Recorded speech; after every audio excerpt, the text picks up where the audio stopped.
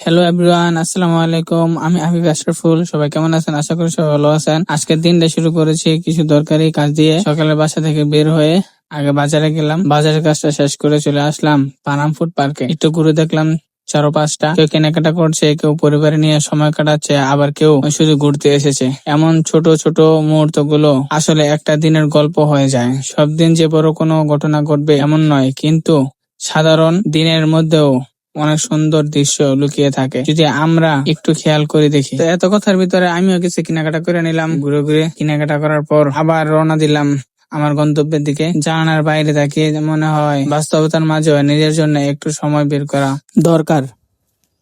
আজকে অনেকদিন পর অনেক রৌদ্র উঠছে। টানা এক সপ্তাহের মতন বৃষ্টি ছিল, তারপর আজকে রৌদ্র উঠছে।